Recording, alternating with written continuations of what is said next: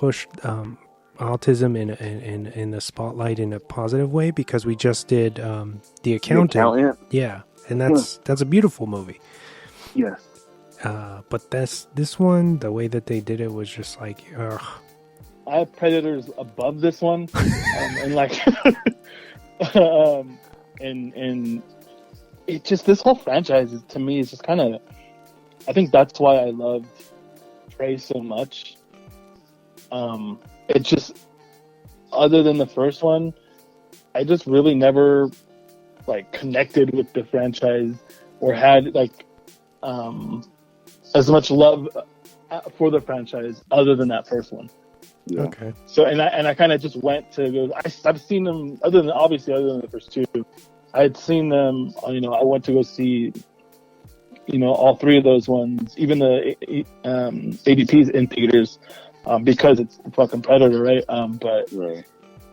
yeah, it's just this franchise just never really, other than that first one, never really stuck with me. It's the franchise that keeps on trying to make a good one, but never can really do it. And I think that's why Prey works so well. Yes. And it's just like, and they have like everything possibly in front of them to make a good fucking Predator. And time and time again, they just don't.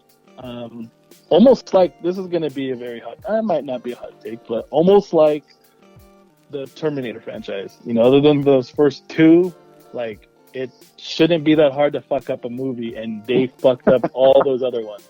No, I totally agree on that one. That's a good comparison. Yes. That's actually, I never put that together, but yeah, it's been a pretty rough ride for the Terminator. I did like Dark Fate, so.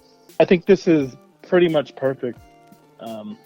My only big real gripe, and I'm sure you guys will agree, is that we weren't allowed to go to the theaters and see it on the big screen. Yeah. Yeah, it would have been really cool just to enjoy that.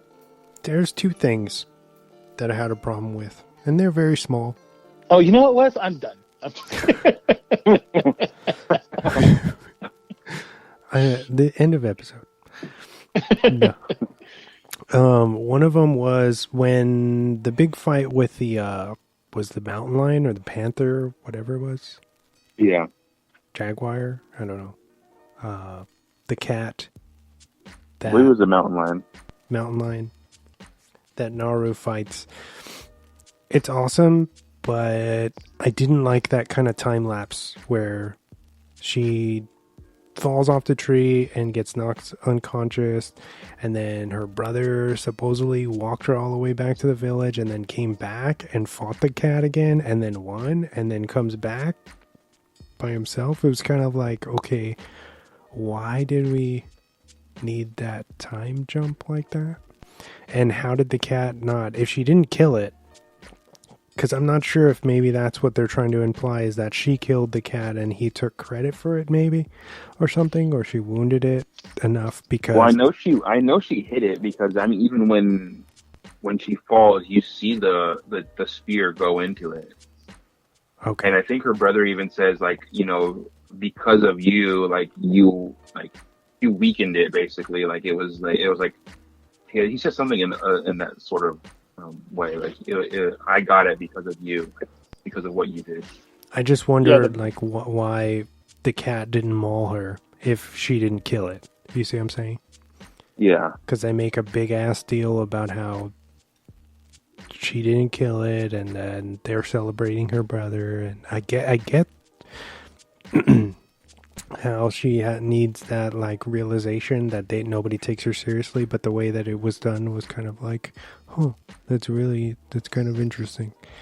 And then the other thing is just I guess originally Trachtenberg, the director, wanted to do this film completely in Comanche, and I wish they would have had big balls, or the studio would have had big balls and just done it in Comanche, and then everybody reads it. And you know, the big reason for that is money and people being lazy, especially Americans. We don't like to read subtitles. I like subtitles. I like foreign films. So a dub is really cool, but it's not the same. You see what I'm saying? Right. Yeah. No. Yeah. I totally understand. But I thought it was really cool. And even with a dub, it does kind of like take you out of it a little bit because mouths don't match up with words, even though it is the same voices. Mm-hmm. It still takes away just a little bit from the authenticity of it if you were to watch it that version. I'll say that too. That definitely, if I could find something wrong with it, it was definitely that it. I loved it, and I get their reasoning for it, but it did feel like a little bit off if these Comanches were speaking English. Yeah. But I can see where you're coming from, Wes. Yeah, and then they pepper in some of the native language here and there, and it works stylistically. Yeah. But then it's funny when they meet the French dudes. One thing I thought was cool is that the other French guy who was with them, he was kind of like the translator. Mm-hmm. When he was speaking to them, we don't know what they're saying unless you speak French, and she doesn't either. And then when he looks at her and he starts speaking to her, he's kind of speaking in broken English in some ways, and I took that as like, oh, like we're meant to believe that we're hearing whatever she's hearing in this movie is through her, we're hearing it through her ears. So, and he's even like, oh, I'm a man of many languages. He's like, I've been around the world and I know a lot of things. And so he knows Comanche, and that's why she understands him for the most part because he knows Comanche. So I thought that was cool just to put that in there as like, oh, like we're meant to hear what she's hearing through the movie. Okay, that makes sense. Because like when they're arguing and like they're trying to figure out what to do with her, like they want to kill her and stuff, and the other guy's like, oh, like he speaks French to they're arguing in French, and he walks over to her and he's like, you should really be helping us, blah blah blah, and he's like, and then that's when he says like, I know a lot of languages, I've been around, I have been to many places. He's like, but you should help us, and that's at least that's the way I took it. I'm in no way, shape, or form the authority on that, but that's how I thought I was meant to understand that. But what about the dog, man? Oh yeah, yeah, we haven't talked about the best part of the fucking movie, the the dog. unsung hero of that movie, man. Coco the dog, dude. Yes, that dog was amazing. I love it. Did you guys read how like she had no prior like training at all, and she was like a shelter dog? Crazy. What's her name in the movie? Sadi.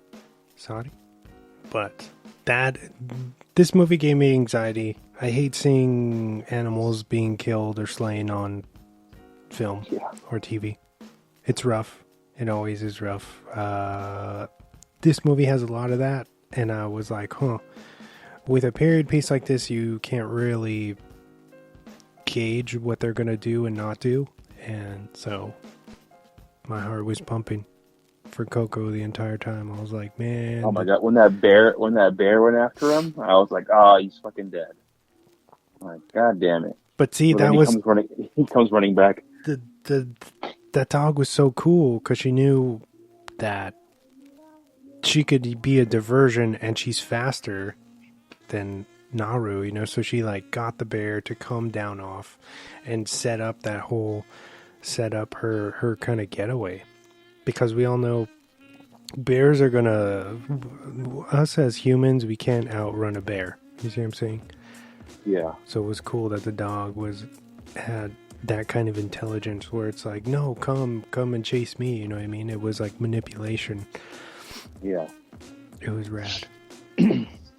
That's all I could think about the whole fucking movie is, god damn it, if this dog dies, and then those crosshairs you see, the infamous red crosshairs on the dog towards the end. Oh my god, yeah. That's when her brother shows up, right? And, yeah. Yeah, that was a cool scene too. I thought he whooped some ass, some predator ass in that scene. Yeah. Yeah, he definitely redeems himself, and he earns that line from the first film, too. Oh, yes. Yeah, that was cool. That was a cool callback, too. Definitely. I love their version of like Arnold in the mud was their herb or their flower that they would chew on for medical purposes, like kind of to slow blood rate and to internally cool you. Yes. That was a cool twist. I didn't see that coming until that midpoint when she kind of figures that out. I was kind of under the impression that it was like kind of, I don't know, because they say it. I mean, it's obviously in the first one it's the mud, but when my first reaction to that was, oh shit, like that must have been what was in the mud. But I know it takes place like in completely different parts of the. I think it was in Venezuela, right? Yeah. When they go out to find one of their other members of the tribe to find him from the mountain lion attack, and they want to cover him up to warm him up because he's shivering, and she has the knowledge to tell them no, like you want to keep him cold. It's going to slow his heart rate down, and he's not going to lose as much blood. But that right there, she's knowledgeable in a way, kind of anatomy in some way of how the body works and how to keep them alive, essentially.